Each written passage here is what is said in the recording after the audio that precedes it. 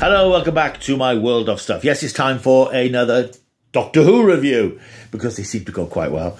It's Doctor Who and the Underwater Menace. This is the animated version of this mainly lost story. This came out November, I think it was. Haven't really had a chance to get to grips with it since it came out. I did watch 2 episodes before Christmas, but didn't go back to watch the rest of them.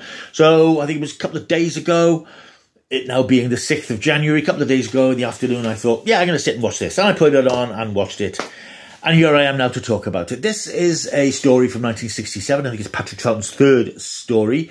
So I think he was still finding his feet in the way he wanted to play the Doctor. And I think in this story, you can see there's still that balance between him being a bit quirky and a bit comedic and finding his feet in the more dramatic realms of this character, if you like, which is a bit unusual because Underwater Menace doesn't have a great reputation. This has previously been released a few years ago. I think the BBC, I think there were 2 episodes, which obviously is still all that exists, episodes 2 and 3. They didn't animate the previous, the missing episodes, the first and the last. They just recreated them via telesnaps, which never really appeals to me particularly. And there were a few special features on there. This was a bit of a surprise when this was announced last year, because I think it was widely thought that the BBC weren't going to be financing any more animated, missing Doctor Who animated stories.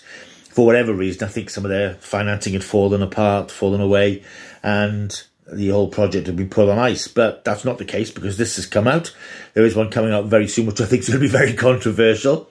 Animated version of The Celestial Toymaker from 1965, starring William Hartnell and Michael Gough as the original Toymaker. We saw the character back in the Giggle, one of the 3 David Tennant's 60th anniversary specials last year. I've seen clips of the animation, and it looks controversial, I think, is the best word for it. I think, having watched The Underwater Menace on Blu-ray now, I think I have to say that by and large, I don't find these animations very compelling. They don't particularly work for me, because the animation is, it's very basic animation. It's I don't know anything about budgets and so on, but obviously this isn't Pixar money.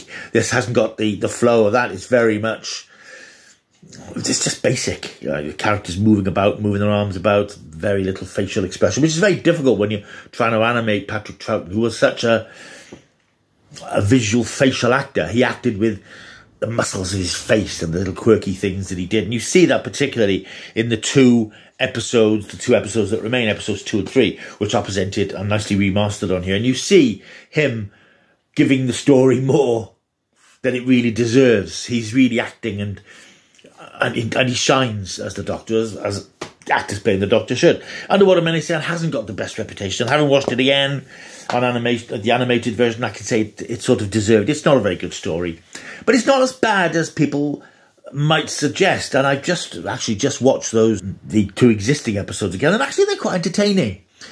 There's a certain energy about it. I think the story is ultimately let down by a very peculiar performance by Joseph First as the villain, Professor Zaroff. Story, if you don't know it, is that the Doctor and his companions, who by this point are Ben, Polly and Jamie, who came aboard in the previous story, the Highlanders, which unfortunately doesn't exist in the BBC archives, they land on an island somewhere in the Atlantic, and they get dragged down into some caves to Atlantis, thousands of feet beneath the surface. Atlantis was buried centuries ago, and the insane Professor Zaroff, played by First, has this peculiar plan to rise it up to the surface, but that plan actually involves destroying the world. This is very much a plot of a villain who wants to destroy the world for no real apparent reason other than the fact that he can do it. He has the technology to do it. The Doctor and his companions, of course, have to sort of stop him doing it. And, no surprises, no spoilers, they do stop him. Yeah, it's hard to know. I mean, I'll show you you'll see the back cover that gives you an idea of the animation, what it looks like. It's enthusiastic, shall we say. I watched it in black and white. I normally watch these in colour, but I wanted to watch this in black and white because it is a very sort of early Doctor Who story. And I think that very often colour doesn't do them many favours. I watched Galaxy 4 and that came out last year or the year before in colour, and that was very garish. I think this was helped by watching it in black and white, but it's still not a very accomplished story. The script actually isn't bad, but I think the attempt to recreate Atlantis on a tiny BBC budget in the 60s was bound to fail, and it's very clumpy. You've got that sort of even in places that's supposed to be stone chambers, they're clumping around wooden sets, which was something which followed Doctor Who all the way through, really, unfortunately, in its original phase. And it just becomes a bit distracting. The performances, I say, are a bit iffy. I enjoyed the live episodes, I have to say, more than the animated episodes, because I'm more of a live action person. As I've said before, I'm not a big animated fan these days. I think that what this does is, one, unfortunately, reinforces the fact that it's not a very accomplished story. And for me, it underlines the fact that much as I appreciate the effort of everybody involved in putting these things together and animating them, you can never capture, with the animation styles that they have to use and the budgets they have to work with, you're never going to be able to recapture the performances and the look and the style of the thing. So I'm not going to say it's disappointing, because I didn't really think it would be hugely accomplished, hugely enjoyable. But I sat through it, it flew past. It was very much a Doctor Who bog standard sort of Doctor Who story of the time, I think. This was a period where Doctor Who obviously was transitioning from William Hartnell. The production team and Patrick Troughton hadn't yet decided what they were going to do. And this was really on the dawn of what became known as the Base Under Siege era of Doctor Who, where you had lots of stories which were based on one huge, impressive set with something outside, a base or a space station or somewhere that was being attacked by some force from outside, where you had some of the classic monsters appearing. This is a sort of a transitional story in that it's a bit hokey. It's a B-movie, basically. It's a B-movie Doctor Who story. That in itself isn't necessarily a bad thing. We've had loads of those over the years, and we still get them now sometimes. But I think that this is just a bit clumsy.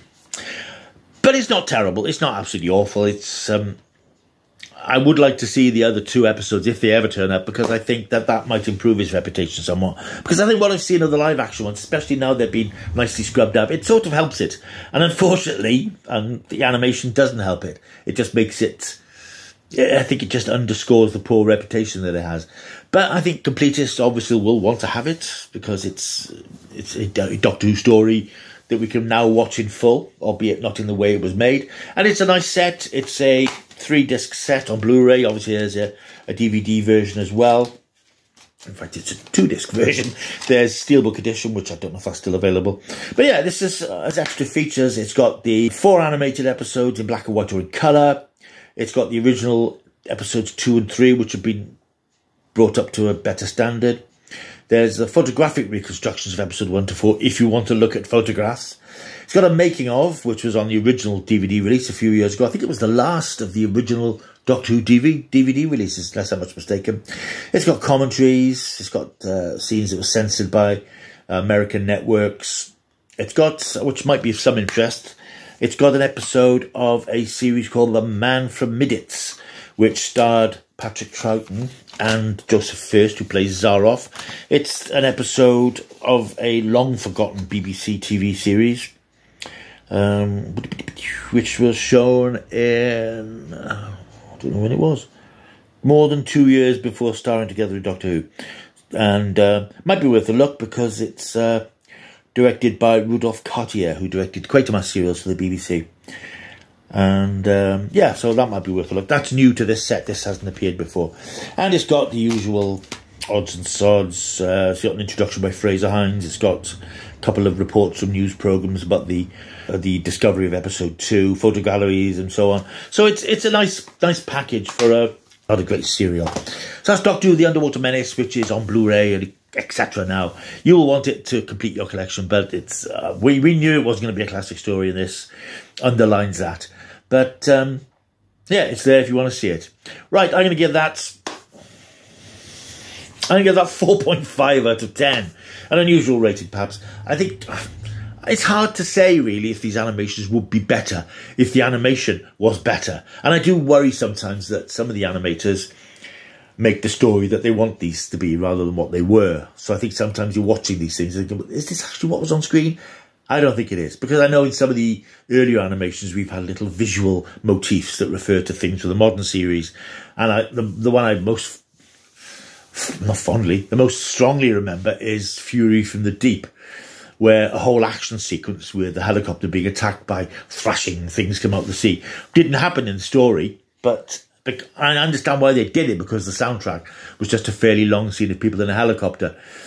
And they sort of enlivened it with a scene that didn't happen in the story. And I think if you're going to animate these things, you need to make them better reflections of what was on screen, faults and all, warts and all.